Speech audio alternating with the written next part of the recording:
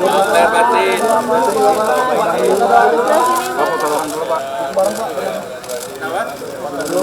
Foto bareng dulu, Pak.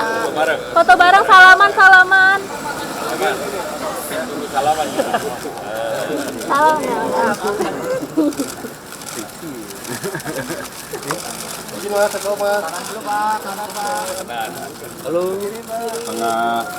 Tengah dulu mas, oke mas. Halo Gi. Ya, terima kasih. Terima kasih teman-teman ya. Iya. Udah. Mana 8 orang mana lagi sih? Saya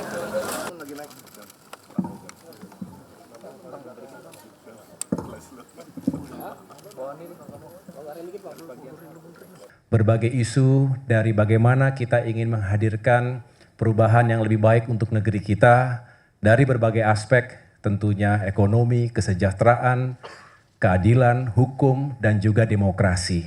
Nah, disinilah tadi kami cukup panjang berbicara bagaimana demokrasi di Indonesia akhir-akhir ini mengalami kemunduran dan juga menghadapi tantangan-tantangan yang serius.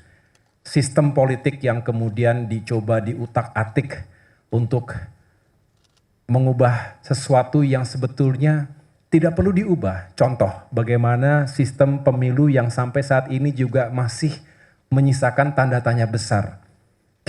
Saya ingat sekali Pak Erlangga ketika itu berinisiatif bersama dengan para pimpinan partai politik lainnya, kita berkumpul di Dharma Wangsa ketika itu, dan sampai dengan hari ini isu itu belum jelas seperti apa endingnya.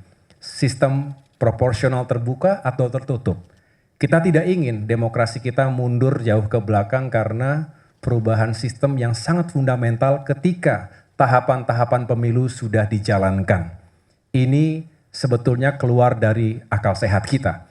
Dan marilah kita masih terus berusaha untuk mengawal agar jangan sampai terjadi perubahan yang tidak kita harapkan bersama ketika hak rakyat dirampas dari sistem demokrasi kita.